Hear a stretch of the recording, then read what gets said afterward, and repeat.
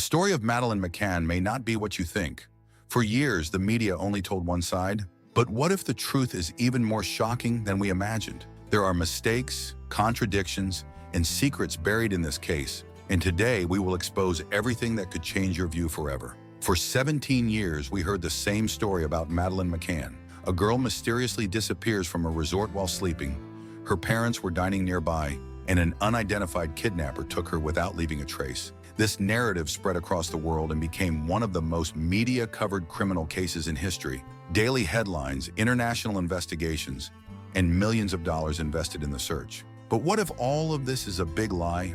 From the first day, something was wrong with this investigation. Some clues were treated as definitive, while others, potentially more important, were simply ignored. Testimonies changed over time, details were omitted, and the authorities seemed more concerned with controlling the narrative than discovering the truth. The deeper you investigate the case, the more you realize that the official story has inexplicable flaws. What really happened that night? Did the police hide something? Did the media manipulate the facts? Were the parents themselves hiding secrets? If there is something that history has taught us, it is that not every official version is reliable. And in the case of Madeleine McCann, perhaps we were led to believe in something that never made sense. What if Madeleine was never kidnapped? This is a hypothesis that many dismiss without a second thought. After all, it's what we have heard from the beginning. But when we look at the facts, something doesn't add up. The police never found concrete evidence of a kidnapping. No suspicious fingerprints, no signs of forced entry. The window through which the kidnapper supposedly escaped had no marks of breaking and entering.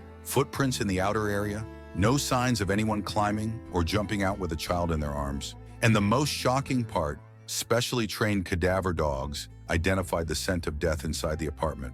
More specifically, in the room where Madeleine slept and in the car rented by the McCanns weeks after the disappearance. If Madeleine was kidnapped, why was there the scent of a dead body in the family car? The answer to this question could have completely changed the course of the investigation. But this evidence was minimized, discredited, and quickly forgotten. The media never explored this side of the story. Why? What would happen if, instead of a kidnapping, we were dealing with a much darker case, much more convenient for certain people? If there are so many doubts about the official version, why did no one openly question this? First, we need to look at who was at the center of this case: Madeleine's parents. From the start, Kate and Jerry McCann did not act like typical parents of a missing child.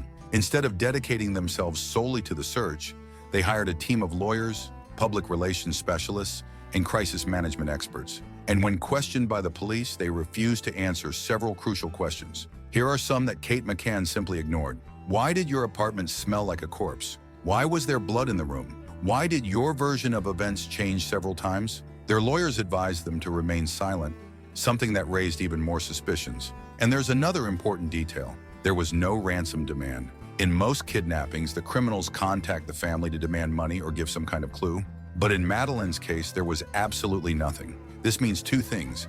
Either Madeleine was taken by someone who wanted nothing in return, which is extremely rare, or she was never actually kidnapped. If the second hypothesis is true, what really happened that night? In August 2007, 4 months after the disappearance, the police decided to test specially trained cadaver dogs. These dogs are trained to identify the scent of death and reacted strongly inside the McCann apartment, more precisely near the wardrobe in Kate and Jerry's room. Then they were taken to the car rented by the McCanns weeks after the disappearance. And once again, the same scent of death was detected in the trunk. At that moment, investigators began to change their minds. But this theory was quickly dismissed. Why? Who had an interest in burying this line of investigation? If this evidence had been taken seriously, the story we know about Madeleine McCann would be completely different. So the question remains, was the truth hidden to protect someone? Today, we will analyze the details ignored, the flaws in the investigation, and the reasons why the media may have told us a distorted version. Makes you question official versions and see beyond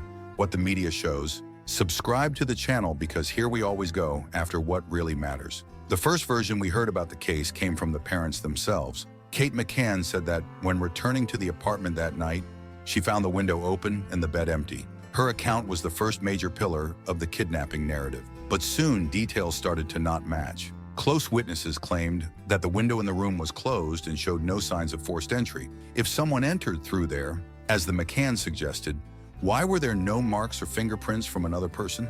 The exact time of the disappearance is also a murky point. Some witnesses said they saw strange movements that night, but the times did not match the parents' account. Their version changed over time, small changes that may seem irrelevant, but when analyzed together, they show a timeline full of gaps. The Portuguese police worked with the hypothesis that Madeleine might not have been kidnapped, but instead was the victim of an accident within the apartment. This line of investigation gained strength after one crucial detail: forensic analysis inside the room and in the car rented by the McCanns weeks after the disappearance. Cadaver dogs, specifically trained to detect the scent of a corpse, reacted inside the apartment. The exact location, the wardrobe in the room, then the same dogs were taken to a car rented by the McCanns weeks after the disappearance. And once again, they indicated the smell of death in the trunk.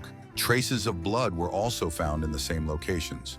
When this information came to light, the parents' reaction was defensive. They denied any involvement and claimed that the evidence was inconclusive. Their argument was that the dogs could be wrong or that the traces had another explanation. But here's the problem. Cadaver dogs are used in investigations worldwide because they rarely make mistakes when detecting this kind of odor. Additionally, if Madeleine was kidnapped, how could her biological traces end up in the trunk of a car that the McCanns only rented weeks later? At the time, this discovery became a turning point in the investigation. But instead of following this line of reasoning, the British authorities began to act differently. The UK police interfered with the Portuguese investigation, discrediting the hypothesis of the local investigators. Inspector Gonçalo Amaral, who led the case, was treated as a villain in the media. He believed that the McCanns knew more than they were telling. He suggested that Madeleine might have died inside the apartment and that the kidnapping was a hoax to cover up the real event. But before this investigation could advance,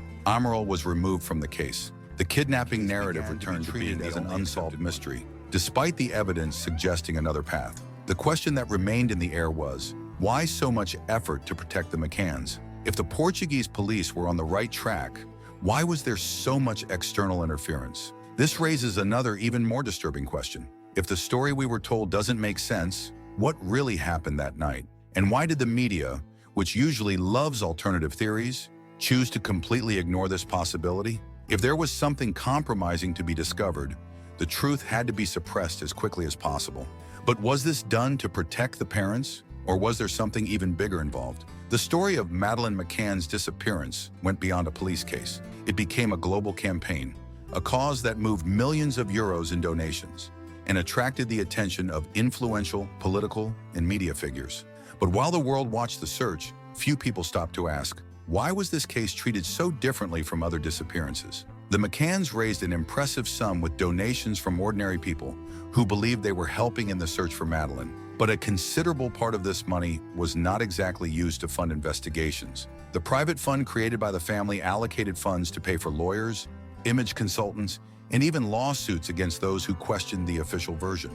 This raises an uncomfortable doubt. If the priority was always to find Madeleine, why so much effort to control the public narrative instead of focusing all resources on the search? The British media also played a key role in shaping the McCann's image. Influential journalists, such as Martin Frizzell, helped reinforce the kidnapping version and disqualify any hypothesis involving the parents themselves. The difference in media treatment becomes even more glaring when we compare Madeleine's case with other disappearances. Normally, the parents are the first suspects until proven otherwise. But in the case of the McCanns, the media and authorities seem determined to protect them at all costs. The involvement of high-ranking political figures is also striking. Gordon Brown, who was then Prime Minister of the UK, personally intervened in the case. He contacted Portuguese and British authorities, pressuring for a particular direction in the investigation.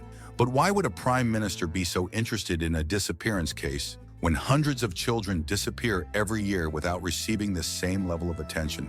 The political interference didn't stop there. The British police acted unusually, publicly discrediting the Portuguese Polícia Judiciária and redirecting investigations to reinforce the kidnapping theory. If the possibility of the McCanns being suspects was being considered by Portugal, why did the UK go out of its way to dismiss this possibility? All of this movement suggests that something much bigger was at stake.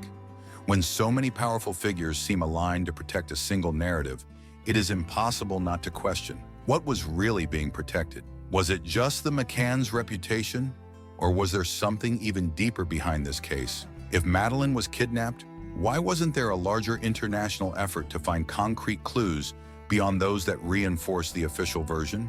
And if she wasn't, then why was this possibility never properly investigated until the end? From the beginning, the story of Madeleine McCann's disappearance has been marked by contradictions and doubts. What seemed like a simple kidnapping case, with desperate parents and an intense international search, quickly turned into one of the greatest criminal mysteries in the world. But as investigations progressed, new evidence and reports emerged that questioned the official narrative. After all, what really happened that night in Portugal? And why do so many pieces of this puzzle just not fit? One of the points that raises the most questions is the behavior of Madeleine's own parents. For the Portuguese Polícia Judiciária, Kate and Jerry McCann's actions did not correspond to those of parents who had just lost a child. From their apparent coldness to the inconsistent responses in the interrogations, everything seemed to suggest that something was being hidden. Additionally, trained cadaver dogs that detect blood traces and the scent of death pointed to signs both in the apartment where Madeleine disappeared and in the car rented by the McCanns weeks later. This led to a shocking theory. What if Madeleine was never kidnapped? What if, in fact, something happened inside the apartment and the kidnapping was staged to cover it up? The hypothesis that Madeleine may have suffered an accident inside the apartment gained strength from a fatal fall or even an accidental overdose of sedatives, something that has happened in other cases with children whose parents wanted them to sleep without problems. The detail that makes this theory even more intriguing is that one of the main arguments used by the parents to ensure that Madeleine was taken is the supposed open window. But the reports about this window are contradictory. Some witnesses claim it was closed and showed no signs of forced entry. If a kidnapper had really entered through there, why were there no marks? At the same time, there is another line of investigation pointing to a completely different scenario: human trafficking. Portugal has had proven cases of criminal networks linked to child trafficking, especially operating between Western Europe and Eastern European countries. The idea that Madeleine was taken by an organized group is not ruled out, especially because the resort where the McCanns stayed was located in a very busy tourist area. People came and went all the time, which could facilitate the actions of criminals without raising immediate suspicion. Moreover, there were reports of possible sightings of the girl in different countries in the years following her disappearance, although none were confirmed. But if this were the truth, why isn't there more concrete evidence? This is one of the greatest weaknesses of this theory. No security camera captured images of a potential kidnapper, and no witness provided solid details that led to a real clue. Unlike other human trafficking cases that were solved, Madeleine's disappearance seems to lack the typical elements of this type of crime. Another issue that adds more layers of mystery to the case is the involvement of influential figures, both in the media and politics. As mentioned before, the British government intervened directly in the investigation, pressuring for the kidnapping theory to be prioritized and quickly dismissing any possibility involving the parents. This interference was so strong that Gonçalo Amaral, the Portuguese investigator who began to raise suspicions about the McCanns, was removed from the case and later sued by the family. Why such pressure to protect a single version of the facts? Over the years, the story of Madeleine McCann has been told and retold many times. The media reinforced the idea of a brutal kidnapping and parents victims of a terrible crime. But at the same time, new information emerged, new evidence was analyzed, and every detail that didn't fit made it clear that we may never have access to the full truth. There are powerful interests involved, whether for political impact, family image, or reasons that may never be revealed to the public. And this leads us to an inevitable question. Will we ever truly know what happened to Madeleine McCann?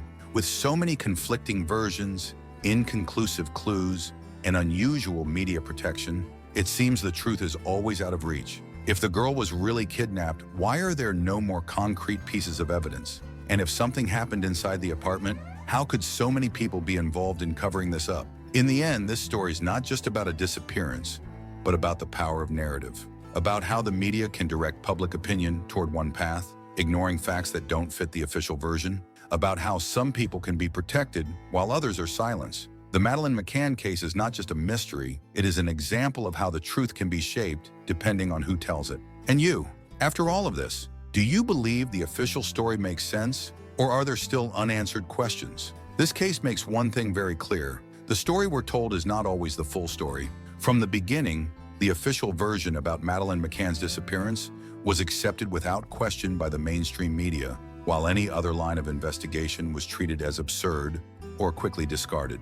But when we stop to look at the details, we realize there is a lot that doesn't make sense. Contradictory testimonies, ignored evidence, political interference, and unusual media protection make this case seem more like a great enigma than a solved story. What really happened that night? The media convinced us that Madeleine was kidnapped by a stranger, but the investigation showed flaws in this version. The parents' own behavior raised questions. The police found suspicious traces, but the British authorities quickly intervened, diverting attention away from the McCanns. And the press chose a side from the beginning, reinforcing a single narrative while dismissing any other hypothesis. This makes us think, how many times are we led to believe something just because it's the only version widely shared? Furthermore, Madeleine's disappearance gained more attention than most cases. Thousands of children go missing every year, but few make international headlines. Why do some cases receive worldwide attention while others are simply forgotten? Who decides which stories deserve to be told